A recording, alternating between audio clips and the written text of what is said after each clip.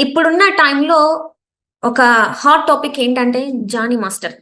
అసలు ఇండస్ట్రీలో ఏం జరుగుతుంది? చాలా మంది ఇండస్ట్రీలో అంటే ఇండస్ట్రీలోకి రావాలంటే చాలా మంది భయపడుతున్న తరుణంలో ఇప్పుడిప్పుడే తెలుగు వాళ్ళు అంటే అమ్మాయిలు వస్తున్న టైంలో ఇలాంటివి ఏంటి అసలు? అసలు తెలుగు వాళ్ళకి, మనకి మన ఇండస్ట్రీలో అసలు స్కోప్ ఉందా?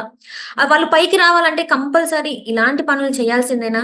ఇప్పుడు ఎవరైతే కొరియోగ్రాఫర్ అంటే తను 17 ఇయర్స్ నుంచి ఈ హరాస్మెంట్ ఏదైతే ఉందో అది నేను పడుతున్నాను. ఇప్పుడు నాకు 21 ఇయర్స్ అని చెప్పేసి ఆ అమ్మాయి అయితే చెప్తుంది.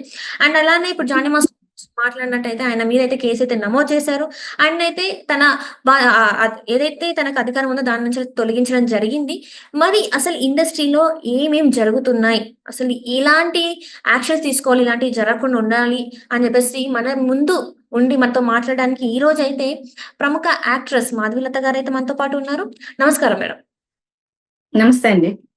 మేడం జానీ మాస్టర్ ఏదైతే మన కొరియోగ్రాఫర్, నేషనల్ అవార్డ్ గ్రహీత అని చాలా గొప్పగా చెప్పుకుంటున్నాం మనం.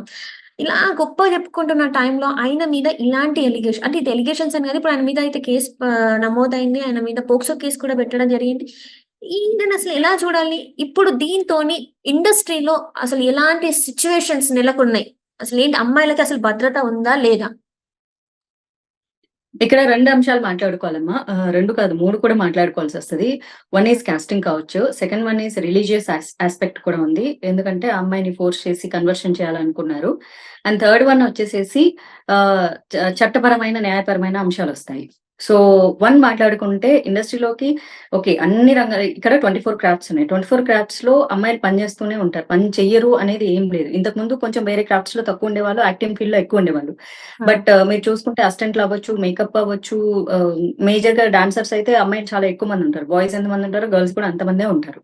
ఈ ఉన్న క్రమంలో ఇప్పుడు ఆ అమ్మాయి ఒక మధ్యప్రదేశ్‌కి సంబంధించిన అమ్మాయి ఢీ షోలో పార్టిసిపేట్ చేసింది. అలా జానీ మాస్టర్ దానికి జడ్జ్‌గా ఉండడము, ఆ అమ్మాయిని అసిస్టెంట్ కొరియోగ్రాఫర్‌గా పెట్టుకోవడం వెన్ షీ వాస్ 17 ఇయర్స్.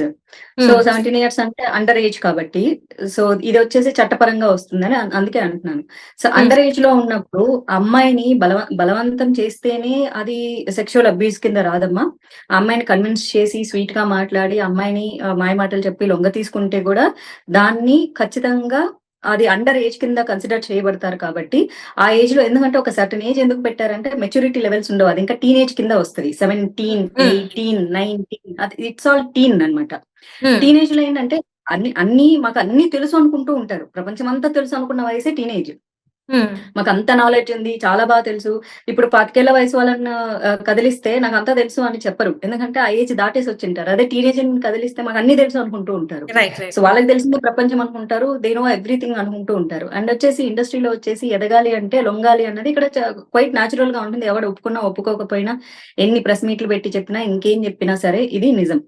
అమ్మాయిలు ధైర్యంగా ఇక్కడ ముందుకు రారు. ప్రతి ఒక్కళ్ళు నేను కూడా ఒక 2, 3 రోజులు నుంచి I was not well but still చూస్తున్నాను. చూస్తుంటే కామెంట్స్ అప్పుడే ఎందుకు? జరిగినప్పుడే ఎందుకు? ఇది కాస్టింగ్ కౌచ్ ప్రతి ఒక్కళ్ళు ఇన్సిడెంట్ జరిగినప్పుడే ఎందుకు బయటికి రారు? ఇన్ని సంవత్సరాల తర్వాత ఎందుకొస్తున్నారు? ఏదో ప్లాన్ ప్రకారం వస్తున్నారు. ఓకే. మీకు నడిచినన్ని రోజులు నడిచింది. అలా ఉండదు. పిల్లిని రూమ్‌లో పెట్టి కొడితే పులవుతుంది అంటారు. దేనికైనా ఓ సహనం ఉంటుంది. మనిషి అన్నదానికి ఓ సహనం ఉంటుంది. వెంటనే రియాక్ట్ అయితే కెరియర్ పోగొట్టుకోవాలన్న భయం ఉంటుంది. అసలు మనిషిని నడిపించేదే భయం. వర్క్ ప్లేస్‌లో సెక్షువల్ హెరాస్మెంట్‌లు వరల్డ్ వైడ్ వుమెన్ రిసీవ్ చేసుకుంటున్నా why they are not coming out అంటే జస్ట్ బికాస్ ఆఫ్ వాళ్ళ ఉద్యోగం పోతుందని చెప్పేసి. వాళ్ళ కెరియర్ పోతుంది. వాళ్ళ తిండి పోతుంది. ఇంట్లో చాలా కష్టాలుంటాయి. వాళ్ళ మీద ఆధారపడి బతికే కుటుంబం ఉంటుంది. ఇలా చాలా రకాలుంటాయి. కెరియర్ బిల్డప్ ఉంటుంది. ఎంతో ఉంటుంది వాళ్ళకి. సో, వాటన్నింటికంటే ఈ ఆడవాళ్ళకు ప్రపంచమంతా నేర్పించేది ఒకటే. ఒక భారతదేశమే గాదు. ఆడదనిగిమణి ఉండాలి, సహించి ఉండాలి, భరించి ఉండాలి అంతే.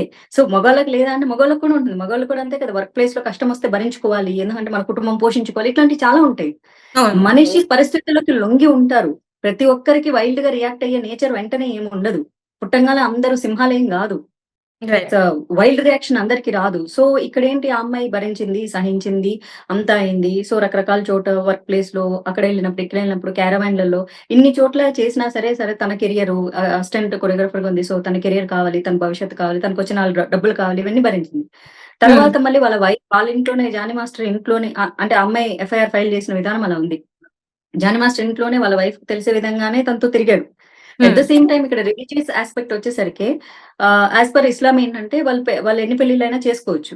లైక్ హ్మ్. 4 to 7 మ్యారేజెస్ చేసుకోవచ్చు. అది ముస్లిం యాక్ట్ ప్రకారం సో, అలా ఉంటుంది. మన భారతదేశంలో దేశమంతా ఒకటే కానీ మనకి యూనిఫార్మ్ సివిల్ కోడ్ లేదు.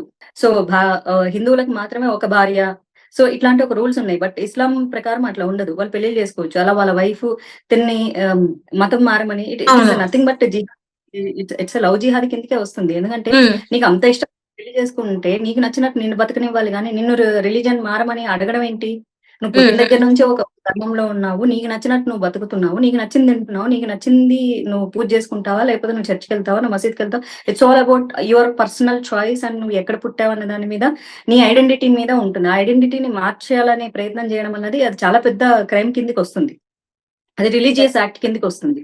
సో, అలా హ్మ్. మతం మార్చడం అన్నది లవ్ జిహాద్ కిందకొస్తుంది. అంటే ఇప్పుడేంటి ఆ అమ్మాయి నచ్చా లేకపోతే అట్లా చాలా మందిని పెళ్లి చేసుకొని వాళ్ళ మతంలోకి మార్చాలని అతను అనుకుంటున్నాడా? ఇవన్నీ యాస్పెక్ట్ కూడా థింక్ చేయాల్సొస్తది. మళ్ళీ దీన్ని పొలిటికల్ అంటారు. పొలిటికల్ యాంగిల్ అవ్వదు. కానీ ఆ అమ్మాయి అక్కడ ఆ అమ్మాయి చెప్తుంది గదా! చాలా నీట్‌గా మతం మారమని వాళ్ళ వైఫ్ కూడా బలవంతం చేసిందని చెప్తున్నారు. ఇది చాలా చాలా పెద్ద తప్పు.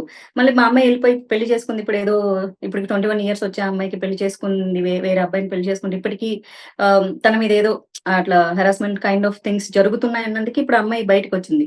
అంటే హ్మ్. ఇప్పుడు ఆ అమ్మాయికి ఒక భర్త ఉన్నాడు. సపోర్ట్ ఉంది. అందుకే ధైర్యంగా బయటకొచ్చింటుంది. ఆ రోజు ఆ అమ్మాయికి అదేమీ లేదు. ఆ అమ్మాయికి ధైర్యం అంటే లేదు. ఇక్కడ మ్యామ్ అప్పుడు ఇక్కడ చిన్న చిన్న ఇది మ్యామ్. చాలా మంది కూడా హ్మ్. ఏంటంటే వాళ్ళిద్దరికీ నిన్న మొన్నటి దాకా కూడా కరెక్ట్ అండర్‌స్టాండింగ్ ఉంది అన్ని విషయాలలో. కాకపోతే ఇప్పుడు ఆ హ్మ్. అండర్‌స్టాండింగ్ అనేది చెడిపోయింది. చెడిపోవడం వల్లనే ఈరోజు హ్మ్. ఆమె బయటకొచ్చి మాట్లాడింది.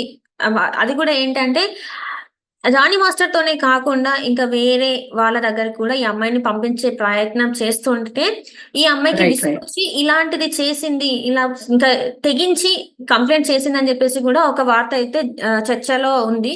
మరి ఇందులో ఎంతైనా నిజం ఉందని అనుకోవచ్చా మనం? యెస్ అమ్మా. ఇది డే 1 నాకు ఫోను చేసినప్పుడు నేను అనుకున్నా. అసలు డే 1 హ్మ్. కేసు పెట్టినప్పుడు అసలేంటి? ఇది నిజంగా దీని వెనక ఏదైనా పొలిటికల్ ఎజెండా ఉందా? లేకపోతే ఆ అమ్మాయికి ఏదన్నా మనీ అవసరాలుండి కావాలని ఎందుకంటే ఒకసారి కేసు పెట్టంగానే రెండు వైపులా వెరిఫై చేయకుండా కేసు హ్మ్. పూర్వపరాలు తెలియకుండా వెంటనే ఒకళ్ళ మీద మనం నింద వేసేయకూడదు. హ్మ్. సో, హ్మ్. దాని గురించి తీసుకున్న క్రమంలో నిన్న ఫిల్మ్ చాంబర్ నుంచే వాళ్ళు ప్రెస్ మీట్ పెట్టడం జరిగింది. సో, హ్మ్. They accepted. సో, ఆ అమ్మాయి పెట్టిన కేసు నిజమని జెప్పేసి అఫీషియల్‌గా నిన్న ఫిల్మ్ చాంబర్‌లో మీటింగ్ పెట్టి చెప్పారు. Right. At the same time ఒక పెద్ద హీరో ఆ అమ్మాయికి సపోర్ట్ చేస్తున్నాడు. నువ్వు ముందుకెళ్ళని చెప్తున్నాడు. అలాగే నిన్న ఝాన్సీ గారు మాట్లాడింది నేను విన్నాను. ఎట్టి పరిస్థితుల్లో కూడా ఇలా అమ్మాయిలు ధైర్యంగా ముందుకు వచ్చి ఏదైనా కేస్ పెట్టినప్పుడు లేకపోతే వర్క్ ప్లేస్‌లో సెక్షువల్ అబ్యూస్ జరుగుతుంది. లేకపోతే సెక్షువల్ హెరాస్మెంట్ జరుగుతుందని చెప్పినప్పుడు ఆ అమ్మాయి వర్క్‌ని కోల్పోయే విధంగా ఇక్కడ ఉండకూడదు. అలాంటి హ్మ్. ఒక హెల్తీ ఎన్వైర్న్‌మెంట్ ఇక్కడ క్రియేట్ చేయాలని. ఎందుకు చాలా మంది బయటికి రారు? నిజంగా మీరు హెల్తీ ఎన్వైర్న్‌మెంట్ క్రియేట్ చేయగలిగితే సినిమా ఇండస్ట్రీలో చాలా కేసులు ధైర్యంగా వస్తాయి. రైట్ అలాంటిది మ్యామ్. ఉండదు. ఎందుకంటే ఇప్పుడు ప్రజలు ఏదైతే సమాజంలో మాట్లాడుతున్నప్పుడు జరిగినప్పుడే అనొచ్చు కదా! అంటే జరిగినప్పుడు అనేసేస్తే వర్క్ పోతదక్కడ.